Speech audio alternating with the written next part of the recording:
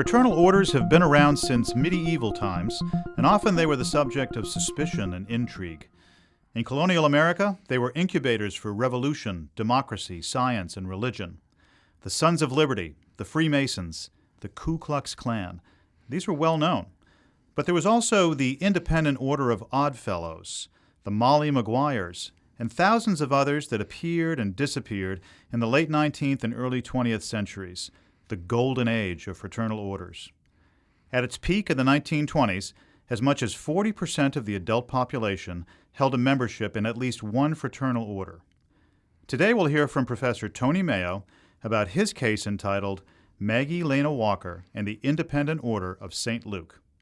I'm your host, Brian Kenny, and you're listening to Cold Call. So we are all sitting there in the classroom. The professor walks in and they look up and you know it's coming. Oh, the dreaded cold call. Tony Mayo teaches MBA students and executives at Harvard Business School. He's an expert on the subject of leadership and the director for the school's leadership initiative. Tony, thanks for joining us today. Thanks for having me. I love the way the case began. It was with a quote by her. Can you sort of put us in that time and place? Yeah, so the quote is actually from 1901, and this is 2 years after Maggie Lena Walker has taken over the Independent Order of St Luke. She'd been involved in it since she was 14 years old, and now she's in her early 30s. The organization is actually on the brink of collapse. Membership is down, and she's trying to rally up the organization. She's 2 years into a turnaround, and her 2 years into the leadership, she's actually tripled the membership. She's created a juvenile division. She's doubled the number of councils. So she's on this path of turning the organization around, building the growth, and she's trying to get council members, fraternity members excited and motivated to continue this growth. So how did you find out about her? What prompted you to write this case? So the case actually comes from a lot of research that Nitha Noria and I have done over the years looking at great business leaders. And so about 10 or 12 years ago, we actually embarked on this notion of should there be a canon of business leadership? If you think about MBA students, they actually study the functions of business, accounting and finance and marketing. But students of literature, they study the great writers. And students of art, they study the great artists. And we thought, well, what if we flip that on its head and we treated an MBA like a liberal arts degree, if you will, and say, who would be in this canon of leadership? And so that was the genesis of this research project that has lasted for over 15 years. We actually developed a database of 1,000 leaders. And we wanted the database to be much broader than just Fortune 500 companies, much broader than public companies, like people who broke the mold, people who actually were able to change the way in which people have lived and worked. Mm-hmm. And so the first book that we wrote was called In Their Time, and that really looked at contextual intelligence, trying to understand. We took these 1,000 leaders and we put them in the context of their time and to try to understand what type of leadership was required for success. But then we had collected all this information about these leaders, and we thought, is the Horatio Alger myth really, is that true or is that a myth? Mm-hmm. This whole rags to riches story that anybody with determination and drive can actually succeed in the United States. And so when we looked at our database of 1,000, we saw that there were certain insiders and outsiders, certain people that had access to opportunity and people that didn't have access to opportunity. So this particular case actually came out of looking at the outsiders. So if you think about who was on the outside looking in terms of access and opportunity, throughout the 20th century, it was all people of color, it was women.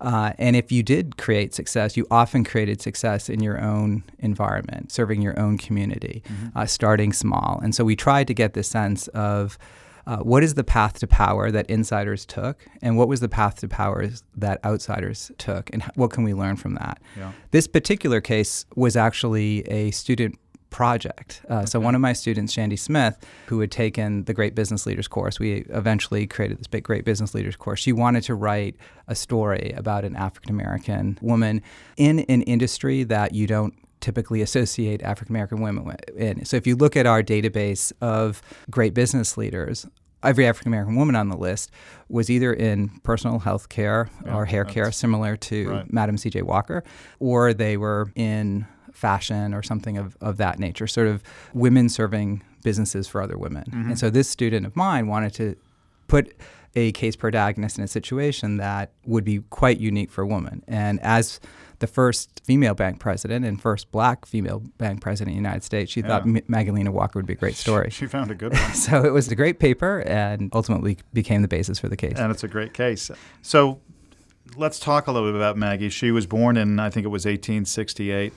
67. 67. Same as Madam C.J. Walker. Oh, no Same kidding. year. Yes, That's crazy. 1867. So tell us, what was life like for her and for black people in general at that time? Yeah, so she was born, when we have to put this in the context of where she was. So she was born in the heart of the Confederacy in Richmond, Virginia, 2 years after the end of the Civil War. She was born to a free mother. So her mother had been freed by the family that she'd worked for, the Van Loo family.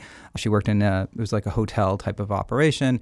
But her father was actually a white Irish newspaper man who wrote for the New York Herald. And how common was that back then? Probably not very. Not very common, and it was certainly not common and not allowed for her to marry a white man, her mother to marry a white man. So, in fact, if you look at the laws of the state of Virginia, interracial marriage wasn't allowed until 1967, a full 100 years later. And it was actually not a bad life in terms of the context of Richmond. If you sort of think about what could happen and what most people faced, because they had been freed earlier, her mother had been freed, and her father had a stable job, she had a stable job, that was fine until Maggie Lena Walker was about 9 years old. Mm-hmm. And then her father was mysteriously murdered. Mm-hmm. Well, they say it's murder. I mean, it's never solved. Yeah. But he left for work one day. He never came home. And so at that particular point, when Maggie's 9 years old, she has to go into business with her mother because they cannot survive. Her father was mostly the breadwinner. Her mother was doing laundry on the side. Maggie decides that she has to work with her mother, and so she becomes a laundress or washerwoman. At the age of 9. At the age of 9, mm-hmm. Yes. At some point, education becomes a very important part of her life. What was the influence that education had? And actually, I find it curious that the city of Richmond was progressive enough to recognize that they needed to educate this new upcoming generation of recently freed black people, or else their economy would not be able to support itself. Yes. Yeah, so Richmond was actually fairly progressive. In fact, they had the best schools in the South for both whites and blacks for a number of years, up until the turn of the 20th century, and then things changed. So it's interesting, when you look at the first 10 years post-Civil War, it was a period of Reconstruction. And so there was lots of opportunity. The 14th Amendment's passed, the 15th Amendment passed, granting citizenship, granting the right to vote for black men. There's opportunities for education. And so Maggie is growing up during this particular period of time. And even though her mother needs her help and needs the money from her laundry work, says, look, you're going to go to school. Mm-hmm. You're going to get the education. And a new segregated school had just opened up in Richmond, Virginia, and she sent her to that particular school. And Maggie thrived in that school. She actually graduated high school when she was 16 years old. Wow. And at that time, she was asked to then become a teacher as well. And so, which was one of the few professions that were open to women at the particular period of time. Yeah, and this is about the time also where St. Luke's becomes an important aspect of her life. Yeah, so she joined the First African Baptist Church in Richmond, Virginia when she was about 11 years old. And that was a fairly progressive church. At the time, it allowed both white and black parishioners to be part of the church. That actually changed after there was a big backlash against Reconstruction after 1877, and then there was this whole notion of separate but equal, and the whites actually left the church. And so by the time she joins the church, it's a black church that's black run, and there's a black pastor, and that's a formidable experience in her life. And when she's 14 years old, she's encouraged by her Sunday school teacher, her mother, and the pastor of the church, who are the three key influences in her life, to say, hey, you should join this independent order of the Sons and Daughters of St. Luke. Mm-hmm. It was also one of the few fraternal organizations that allowed both men and women, or boys and girls, to join. Most were all male. Most were all male, yeah. And so she decides to join that with the explicit mission that they're going to do community service, do projects. From a juvenile division perspective, that was the work, was to help in the community. The broader mission was really to provide death benefits and to provide healthcare benefits to the black community. There was no other services, no other insurance companies, no white-owned insurance companies, no other fraternal organizations would provide those services. And so you saw this huge growth of fraternal organizations designed principally to focus on insurance. And that actually goes back to the Great Business Leaders database that Nithanori and I had worked on. The second largest business is actually for African Americans is insurance and finance. And it was mostly focused on creating this opportunity to have a decent burial and to have some semblance of healthcare in an emergency. And this is where some of her leadership skills start to emerge. What kind of a leader was she? So we see a little bit of a glimpse of her leadership style in high school even. So, and it parallels with being named a national delegate to the National Convention of the Order of St. Luke. But when she was a senior in high school, I guess what we would consider a senior in high school, she had petitioned the town of Richmond, or the city of Richmond, to be able to allow their high school to graduate at the Richmond Theater. That's where the white schools had their high school graduations. The black schools were told that they could have their high school graduations in their church. And so they went to the community and they said, look, our parents are paying taxes, we're paying taxes.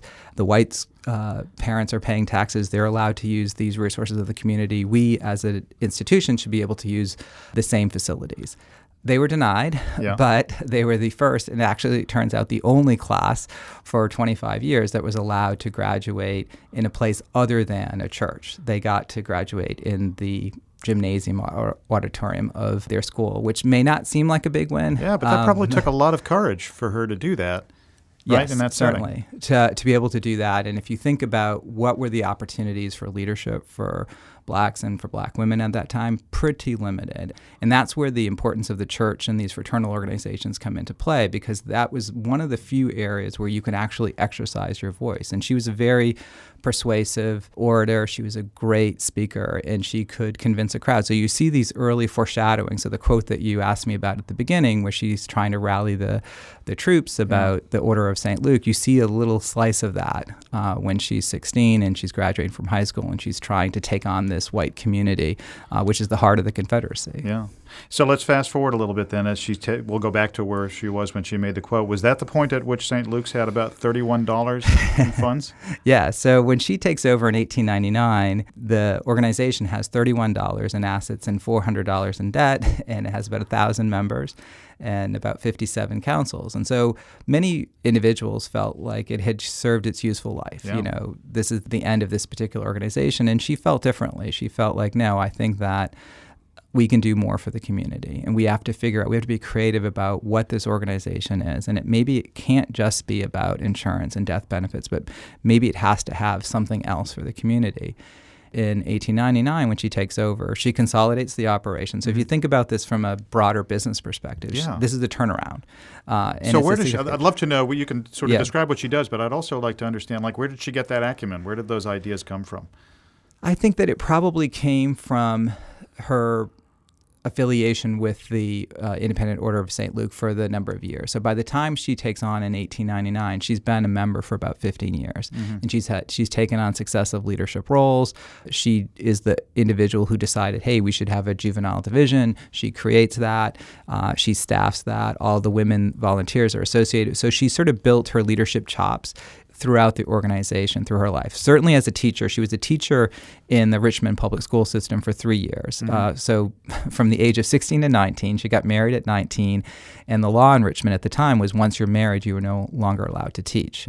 So there's a big debate about whether married women who were teaching, they were taking away a position from an unmarried woman or from a man that could need it. And if they're married, then presumably they are being taken care for by their husband, and so they no longer need this particular position. So she's forced out of that particular role. But the interesting thing to me is, even though at 19 she's forced out of being a teacher, I see her as being a teacher for an entire life. I mean, she took the skills of being a teacher and the development that she had from her work in the school system and brought that to the Order of St. Luke and used that platform to educate women about the opportunity that they can pursue within the independent order and that they should be able to have these opportunities. And probably had far greater impact and far greater reach than she would have had she remained a teacher. Yes, yeah. Interesting. That's probably true. If you think about women and African American women in Richmond at the turn of the 20th century, 85% were in menial labor jobs. They were domestics.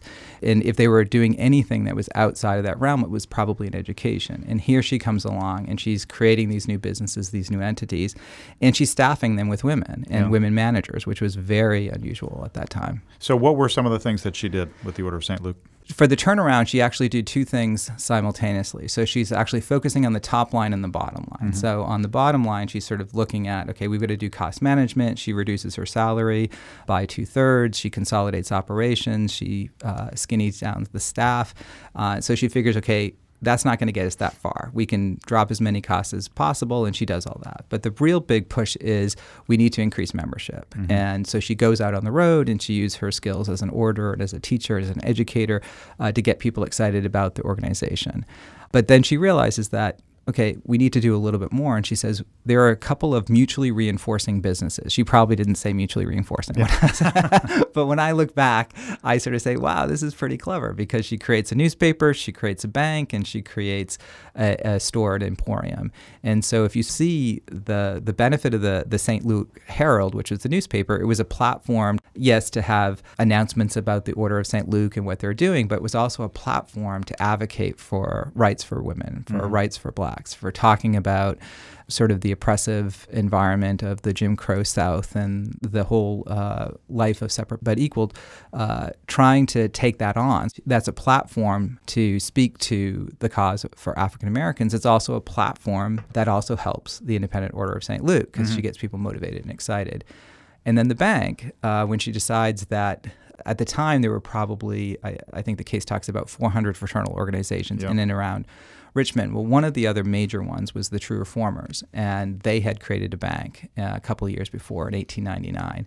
And so she looks at her bylaws and she decides that there's an opportunity here. We could actually do the same thing. If we just change our bylaws a little bit, we can actually create a bank and get individuals, people like her mother, and that's why it was called originally the St. Luke's Penny Savings Bank. Bring your pennies, literally your pennies, to the bank and to create deposits into this community that will serve the Black community. And so she creates and charters the St. Luke Penny Savings Bank in 1903. And she does that with the advice of John Branch. So he was a white banker in Virginia. And he became a mentor for her, and he sort of took her under his wing, taught her about banking. She had gone to night school as well. She had done some courses in, we would call it accounting today. Back then it was probably bookkeeping. So she was trying to educate herself, and he took her under his wing. And interestingly enough, there were 4 Black-owned banks in Richmond at the time, and he nominated her to be on as part of the Virginia Bankers Association. She was the only one that he asked, and so she served in that capacity. And so the bank became a big part of creating a resource for the community and enabled people to, yes, join St. Luke, also join our bank. And then the third entity she created was the St. Luke Emporium. And this is where she actually got the sort of ire of the white Richmond business community, because the first 2 businesses, the newspaper and the bank, many in the white community felt like, okay, she's flying under the radar, if you will. She's serving a constituency that we don't actually see a whole lot of promise in. If she wants to collect their pennies and they're going to have their initial deposit of $9,000, that's not a big deal to us. But when she creates the St. Luke Emporium, that's a big deal, because then she's creating this department store, if you will, with 15 employees, all women, women managers running the different counters. That's taking money from the white retailers. Yeah. And so she's offered $10,000 to not even open. So she's doing the construction, and she turns that down. And so then they decide that they're going to do these secret inspections and to make sure that she's complying to Virginia law. She passes all those inspections. It's 7 years of trial and tribulation. Yeah. And then eventually the white retailers win in convincing the suppliers of the material that she's selling that they should no longer sell to her. Yeah. That if they want to be able to sell the same sorts of garments and other material in the white-owned stores that they had to stop selling to her. And so her pipeline of supplies and material dried up, and so she eventually had to close that. And so that's the one particular business entity where she sort of rose above the fray or got on the radar of the community and was shot down, which was all too typical of the time. Yeah, and all of this was done in a climate where racism was being institutionalized. You talk in the case about the laws that were being passed. Yeah, so if you look at what happened after the sort of backlash of Reconstruction, and there was this big debate, I think it was an original case in Mississippi about whether the states were allowed, you had to create accommodations for all citizens in the same way. And so that was the idea that everybody was a citizen and everybody should be treated equal. And then there was a case that was brought on whether you could actually push for separate but equal. We can still give you equal treatment, but it was a railroad case, and whether the blacks could sit in the same railroad cars as whites. And so this was the original case. And that was actually brought to the Supreme Court, and eventually it was determined that that was perfectly appropriate to institutionalized separate but equal. But in reality, it was separate but inferior. And that actually was the law of the land, because it came to a Supreme Court case in 1896 in the Plessy versus Ferguson, where they essentially legitimized this practice of separate but equal. And that stayed in place until 1954, until the Brown versus Topeka Board of Education case actually overturned that, because there wasn't really equal access. There wasn't really equal opportunity. It was always inferior. And so this was basically essentially the law of the land, that you could sort of put this shroud on it to say, oh, it's equal. It doesn't, everybody's being treated the same, but don't mix together. So you should have your own community, you should live in your own place, you should have your own churches, but never the two shall meet. And she used the St. Luke Herald, Maggie Lena Walker, her newspaper, and her speeches to be able to rail against that. So the challenge for her, she wanted to sort of put it out to the black community to support other black businesses. And she kept pushing them, saying, like, why are you putting your money in a white bank? Why are you supporting the white retailer? We have black businesses. We have black insurance. We have all of these opportunities. You should be supporting our particular community. You should stop sort of feeding this line of prejudice. While that wasn't entirely successful, certainly she was pushed out of the retail business. She felt that that was her cause and her desire to try to create this opportunity for self-sufficiency, for governance. If it's going to be separate or equal, let's try to make it as equal as possible for us. Again, very courageous in a climate where people are being lynched and other awful things are happening. So you've discussed this case in class, I have, assume? Yes. So what kind of reactions do you get? It's interesting. It's hard sometimes for students to put themselves in the context of 1867. So the first time I taught the case, they thought, I'd say, well, on a scale of 1 to 10, how challenging was this situation for her? I had a few students who were saying, oh, maybe a 3 or 4. I thought, are you kidding me?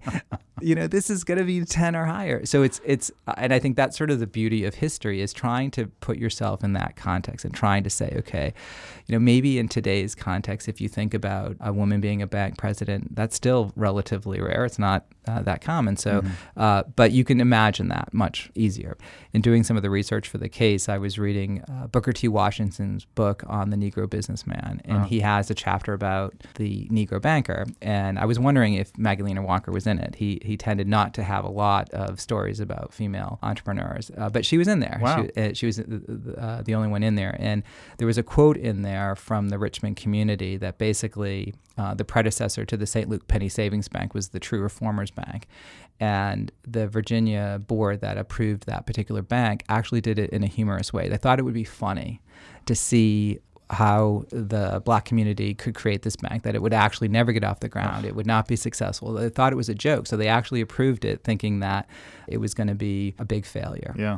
Interestingly enough, that True Reformers Bank, that was the first bank, did fail in 1910, and Maggie actually consolidated it. She bought that into her organization, which was a pattern that she followed again later in life to consolidate the black banks in the Richmond community. She had great success in her efforts to revive St. Luke's and to organize, and she even maintained her activist stance. One of the things that I thought was remarkable was that she anonymously supported the Urban League in Richmond for 3 years.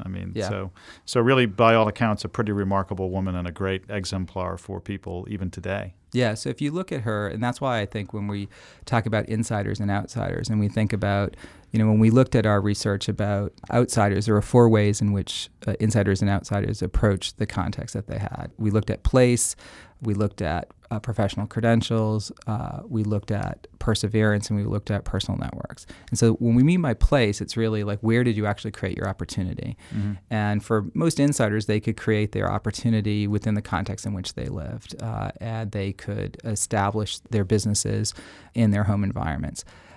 If you were an outsider, you traditionally left because the opportunities were closed to you. But if you're an African-American woman in the South, your opportunities to leave are pretty limited. And so what is your place? Your place is creating a business for your community, starting small. The second is sort of this professional or personal networks, the ability to have a mentor, to be able to have somebody work with you. And she had a number of those. She had her mother, she had the pastor of her church, and she certainly had John Branch, the white banker, who helped her. So taking advantage of these opportunities to build this network. Professional credentials is about education and really thinking about using that as a lever, and certainly being a teacher and being educated. If you look at our database of 1,000 leaders, the ultimate outsiders were far more educated than the insiders, because that was a path that you could take. If you couldn't get in one way, maybe you could get in through education. And we see a big change. So if you think about post-World War II and the GI Bill and the access and the opportunity, that actually creates those opportunities. It's sort of interesting to note that, one of the inside paths, if you sort of think about who is the prototypical great business leader at the early part of the 20th century, was a white man from the Northeast, and he was probably a Presbyterian or Episcopalian. So one of the things that we looked at was religion as a social marker of success. And the concentration of Episcopalians or Presbyterians in terms of great business leaders, they represented about 30% of great business leaders. If you look at the percent in the population of the U.S., that's about 7%. So it's way overrepresented. Now, whether that's a marker of whether they were spiritual or religious, I don't know. But it was a marker of social status. Mm-hmm. And education sort of supplants religion in the mid part of the 20th century as an access and opportunity to being an outsider and to have this chance at a new opportunity. And so Maggie, she actually benefited from Richard's progressive approach to education for that short period of time. And so she had those professional credentials. And then the final area we talk about is really perseverance, which is entrepreneurship and drive and determination and all of that. And if you think about an outsider, you often had to be a founder. Mm-hmm. So of the 1,000 people we have on our database, there are only 40 women. And of those 40 women, 90% are founders. Yeah. And all of the African-American women on the list are founders. Remarkable. Because you weren't going to get any opportunities if you didn't found something yourself. It's a great case. Thank you for writing it. Oh, thank you. And thanks for joining us. Thank you very much. You can find the Maggie Lena Walker case, along with thousands of others, in the HBR case collection at hbr.org. I'm your host, Brian Kenny, and you've been listening to Cold Call, the official podcast of Harvard Business School.